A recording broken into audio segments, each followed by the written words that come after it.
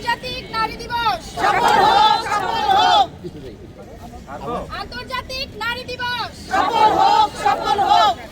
আপনার ছেড়ে দেন, আস্তে আস্তে আস্তে ছেড়ে দেন।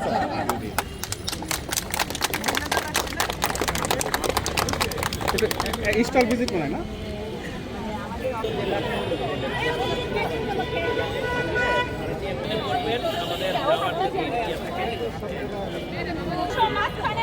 তাদের সেলফ কনফিডেন্স, আত্মবিশ্বাস এত কম, হ্যাঁ, তারা মানুষের সামনে আসতে চায় না, তারা মানুষকে চেহারা দেখাতে পারে না।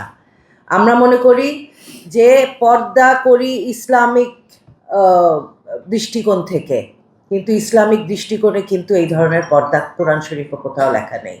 আপনারা আমাকে এক জায়গায় দেখাবেন যে কোরআন শরীফে লেখা আছে শুধু আপনার চোখ দুইটা দেখা যাবে মহিলাদের, আমাকে দেখাবেন প্লিজ। এই যে মহিলাদেরকে আমরা এর ভেতরে ফেলে দিয়েছি, হ্যাঁ, এটা কিন্তু মহিলারা আরও তাদের আত্মবিশ্বাস কমে যাচ্ছে দিনে দিনে। একটা গোষ্ঠী আছে আমাদের ধর্মের নামে মহিলাদেরকে মানুষ হিসেবে গণ্য করে না। মহিলা তো নারী তো পরে হবে, মানুষ হিসেবে গণ্য করে না। সম্মান, মর্যাদা, অধিকার পরে চিন্তা করব, আগে তো মানুষ হিসেবে চিন্তা করতে হবে একটা নারীকে। আমাদের সমাজ কিন্তু ওই দিকে চলে যাচ্ছে, আরও পিছিয়ে যাচ্ছি। আমরা 1400 বছর পিছনে ফেরত যেতে চাই না, আমরা সামনে আগাতে চাই।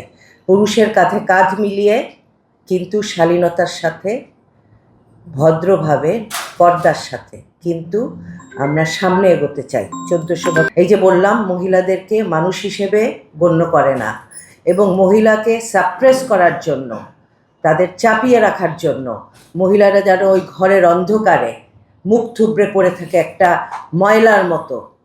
আমাদের সমাজে এখনও সেই পুরুষ আছে, সেই মানসিকতা এখনও হচ্ছে।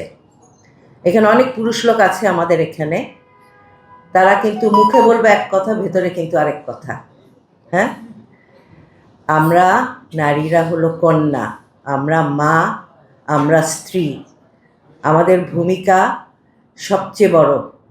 একটা পুরুষের চেয়েও নারীকে আমাদের ধর্মে মর্যাদা দিয়েছে বেশি। হ্যাঁ, বলেছে মায়ের পায়ের নিচে সন্তানের বেহেশত। তো নারীর মর্যাদা কোথায়? তখন ওই বুজুর্গ লোক বলেছেন যে তুমি যখন ছোটবেলায় তুমি যখন ঘুমিয়ে থাকতে, তুমি যখন মানে তোমার কাঁথায় তুমি যখন পেশাব করতে, তোমার মা যখন ওই কাঁথাটা সরাতো, অতটুক ঋণও তুমি শোধ করতে পারো নাই।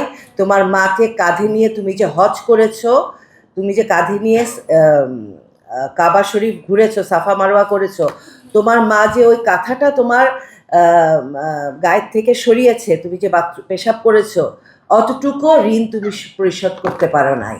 তাহলে মায়ের সম্মানটা, একটা নারীর মর্যাদা, নারীর সম্মানটা কোথায়? এই জন্যই নারীকে চাপিয়ে রাখার একটা প্রয়াস আমাদের সমাজে।